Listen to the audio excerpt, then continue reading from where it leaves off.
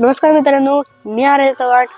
मी आता LP English school खेडमध्ये 6वी अ मध्ये शिकत आहे. मित्रांनो, आज मी तुमच्याशी भारतीय रूढी परंपरा व त्यामागील विज्ञान याविषयी संवाद साधणार आहे. माझे मार्गदर्शक शिक्षक सौ आयवाळे मॅडम व वर्ग शिक्षक सौ चिंगळे मॅडम आहेत. आपल्या भारतात पूर्वजांनी अनेक रूढी परंपरा चालू केल्या आहेत व त्या आजही काही ठिकाणी पाळल्या जातात. मित्रांनो, या रूढी परंपरा मागे वैज्ञानिक कारण सुद्धा आहे. उगाच ना आपले पूर्वज हुशार होते असे म्हणतात.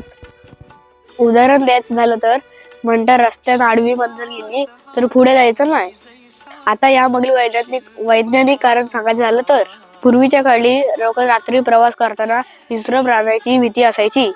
त्यांचे डोळे रात्रीचे चमकतात, तसेच मांजराचेही चमकतात.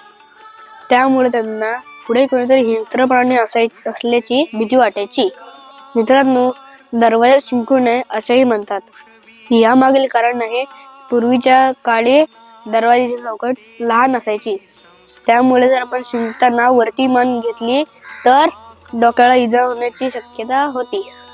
आता रात्रीची नख कापू नये असं लोक म्हणतात. पूर्वीच्या काळी वीज नसल्याने व लोक ब्लेडने नख कापताना हाताला इजा होण्याची शक्यता होती. असं म्हणतात की पिंपळाच्या झाडाखाली रात्री झोपू नये, त्याच्यावर भूत असतं.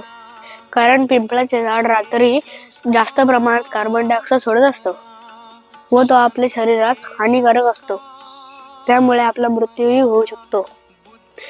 आता बरीचशी माणसं आपल्या घराला किंवा गाडीला लिंबू मिरची बांधतात.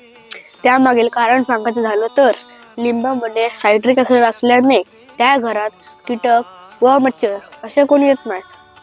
तर मित्रांनो, मी सांगितलेली माहिती तुम्हाला कशी वाटली? आवडली ना? तर पुन्हा भेटूया.